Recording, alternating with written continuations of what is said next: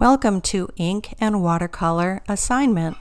You'll be using ink brush pens and watercolor pencils.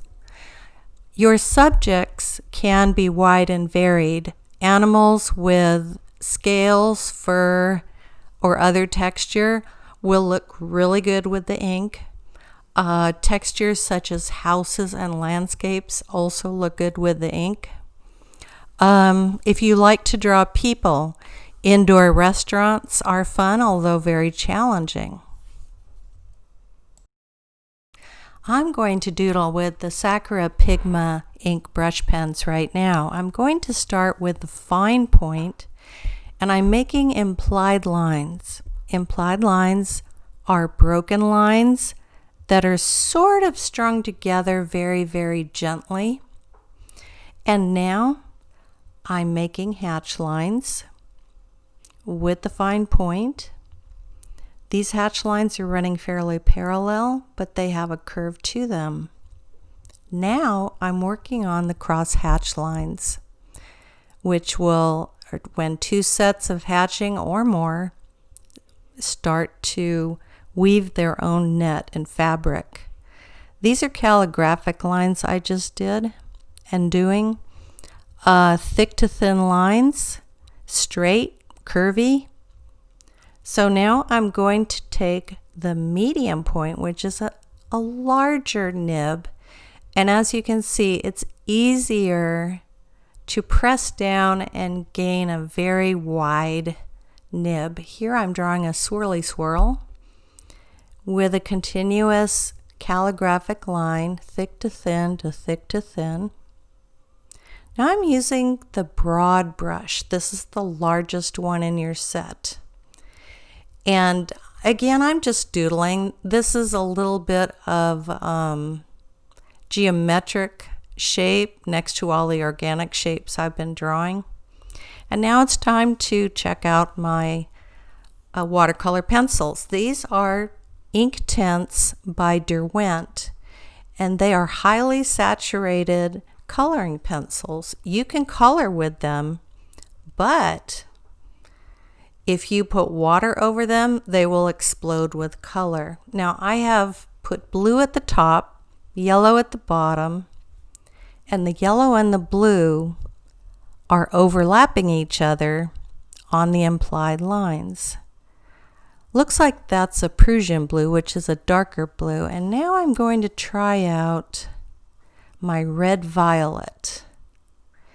You know, I'm being kind of messy when I draw because I know that once I put the water on, look how fast it smooths out over the paper.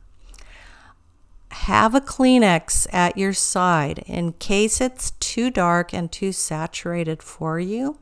You can dab at it.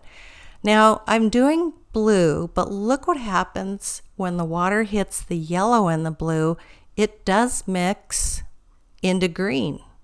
So, you know, that's something you can work on doing in your project is some color mixing and some different variations. Even if you just have a red, a blue, and a yellow pencil, you can conceivably create anything on the color spectrum. I'm also I'm not wiping my brush off between colors. You may want to do that if you want to keep your color area pure. You might want to have a small cup with water in which to rinse the brush off, or at least have a napkin to dab at it. Now I'm holding this brush down flat so I can shade the colors a little bit easier.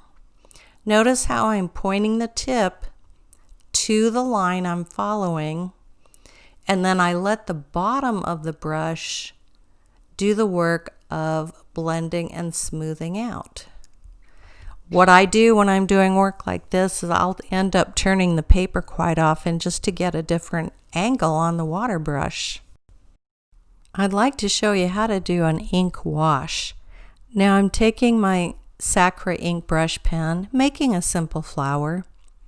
I believe that's the fine point right there. So I'll have the petals, the leaves, and the stem, and those I will want to ink wash.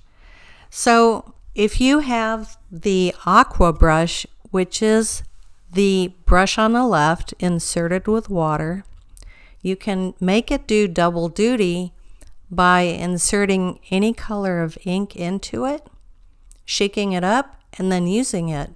You can clean it out easily afterward.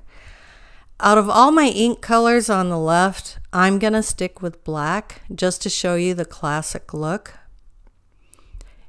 But before I do, I'm putting some thick to thin calligraphic lines, very overt lines to draw attention to the flower petals. Notice that a thick and bold line will always be eye-catching. The eye will not notice the thinner lines. So if you want to enhance the way people look at your imagery, be cognizant of the type of lines you're putting down. Okay, so I'm opening up my aqua brush, taking my eyedropper, going to my ink, and I'm going to put a few drops in. This is black. And then put the top back on, give it a good shake. The nice part about these aqua brush pens, you can shake them and squeeze them to get the color out however you want it. Here I'm checking the color and I'm blotting it with a Kleenex. If you have a Kleenex and you blot what you put down on an ink wash quickly, it will not even go into the paper. What I'm going to do here is I'm putting down a basic thin coat of a light gray, and I'm going to let that sit for a few minutes, soak into the paper, and then I'm going to come back and put a second coat on it. Notice how the second coat can run on the watered edges of the paper quite easily. I'm being pretty liberal how I'm squeezing the wash color out. There I dabbed it with a Kleenex. Don't forget, if you're doing delicate work, you can use a Q-tip as well to modulate how the color is going on your watercolor paper. I do stress for this assignment, use the watercolor paper. It's going to work great for you. If you try to do this assignment on a piece of drawing paper, it will be a lot harder on you to be able to make it work for you. Kind of a stressful thing. Okay, now here I'm going to move on to a jellyfish demonstration. I found these cool jellyfish online, some photographs, and now I'm using my own sensibility to kind of play with it. I'm putting an ellipse under each jellyfish, as you can see, and I'm using a light pencil to draw this layout. So the jellyfish, this is my way of trying out some of my new ink tint colors and to see how they handle.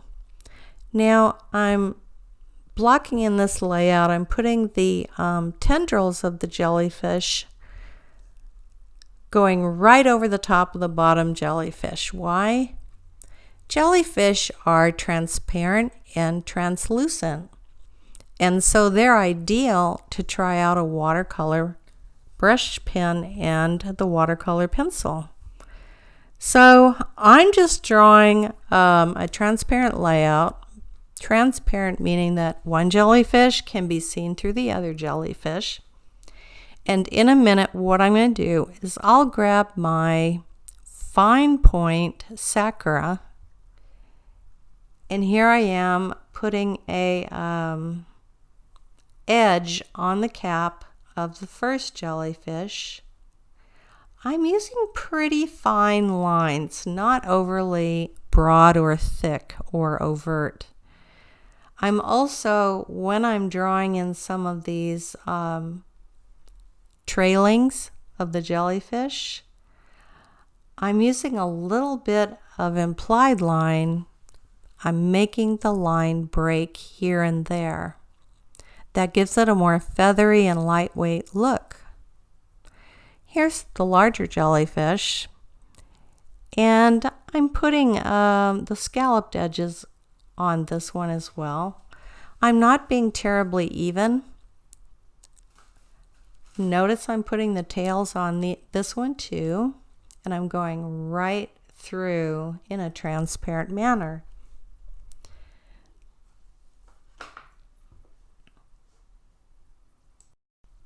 I'd like to color the jellyfish with 4 different colors. So I'm going to start with the top left, and I have drawn on some poppy red ink tints.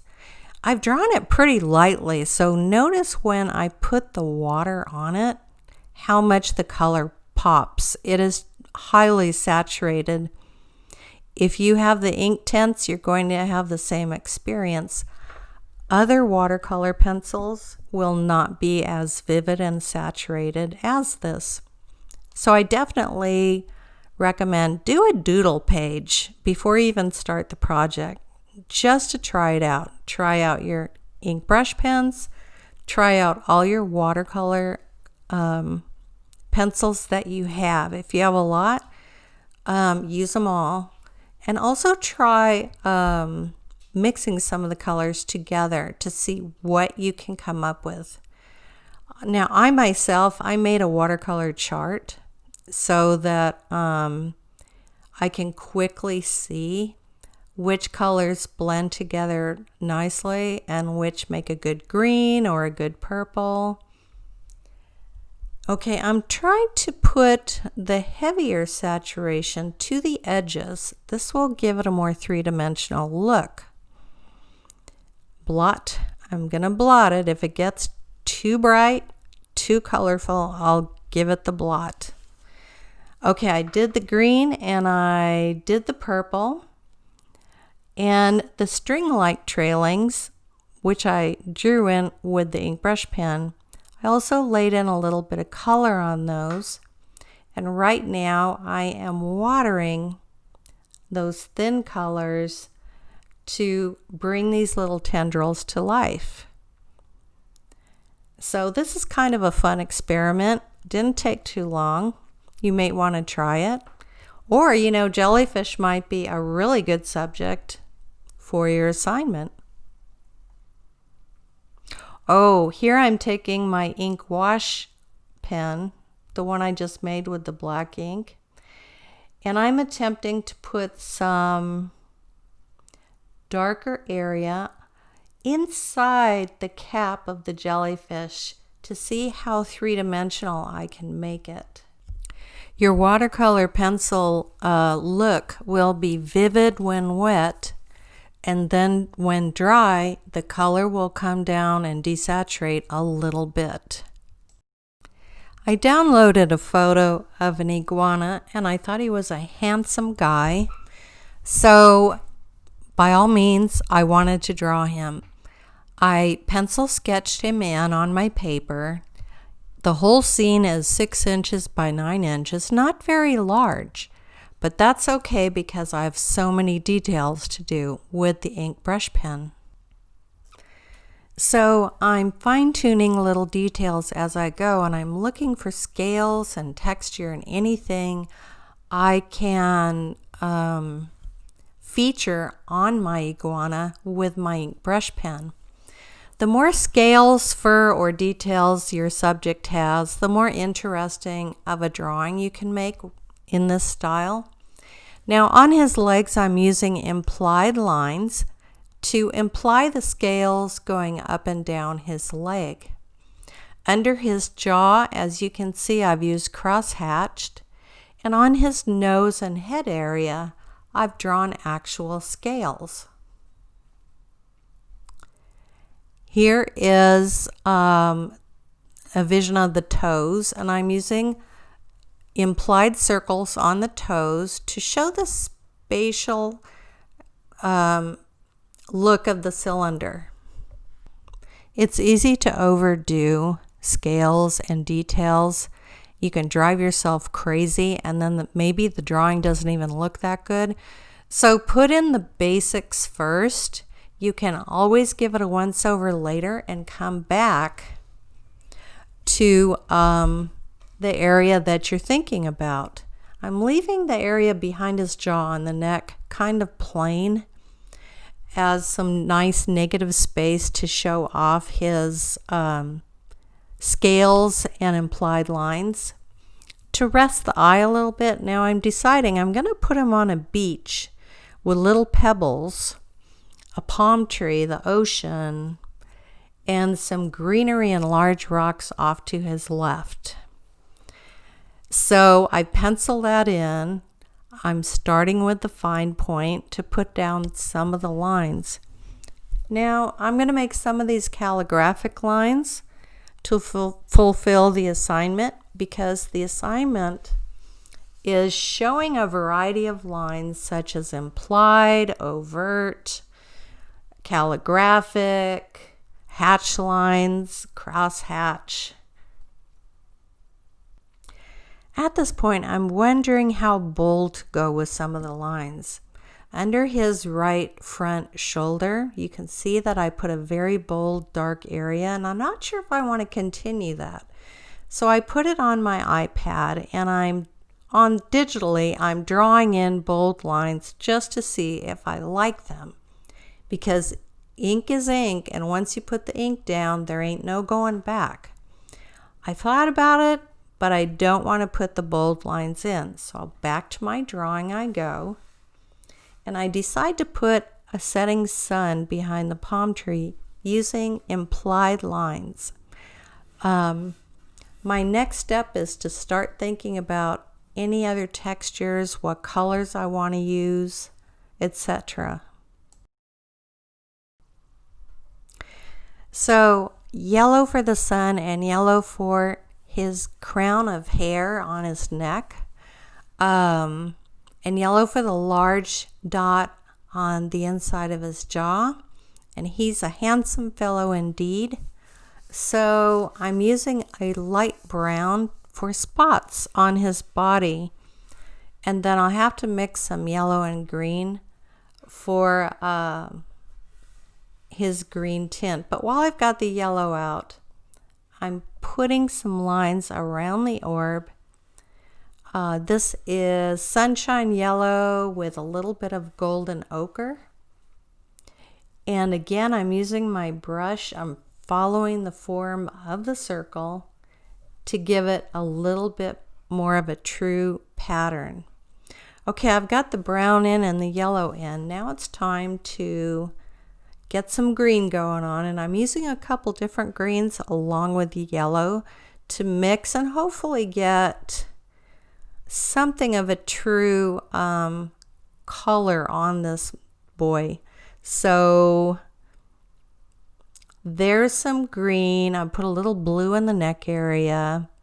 The horns at the bottom of his jaw, I decided to leave white so they would really pop and become noticeable. Now notice how I'm coloring the rocks in. I put some sepia down, which is a light black, and I'm putting the water down. I'm moving that color down to the lower edge of the rock, because the higher edge of the rock, of course, is where the sun comes and shines and highlights those rocks. So this is what it looks like at this point. And now I'm studying it. I put some sepia under the vegetation on the left. I decided I need to use that sepia and finish up some rocks on the right side here. I'm really kind of careless the way I use the pencil to throw the color in. And I think I've got a light touch with it because I know that once I wet it with my brush, I can manipulate that color fairly easily. However, when you do that manipulation with the aqua brush, you only have a few seconds to move the color where you want it before it drops and sinks into the paper. So you have to think about what you want, and then as it's happening, boom, find the right point in which to stop. Have your Kleenex in your left hand, your other hand, so that if you don't like the way it's looking, you can instantly bring most of it out with the Kleenex really fast before it sinks into the paper. Okay, a little bit of yellow, a little bit of orange, getting some warm shades in the green. I didn't want to go overly green with the iguana or the grasses. I needed some nice warm shades in there to make it work with the sun, the large sun in the sky.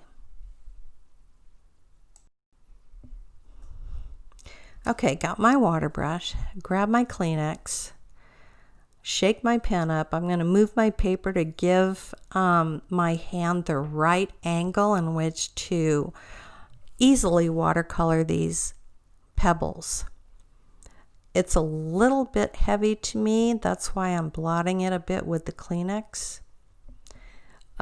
It's easy to go in later and put a little bit more pencil down, some more color, and heighten that saturation if I want to.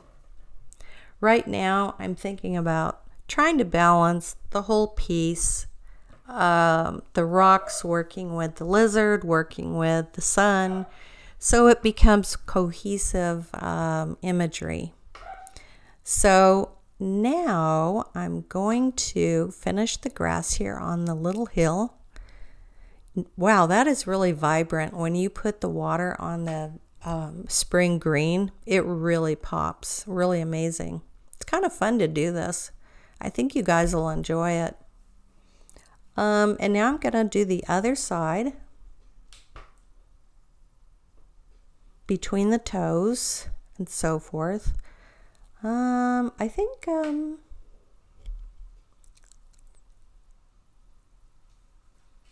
it's looking pretty good.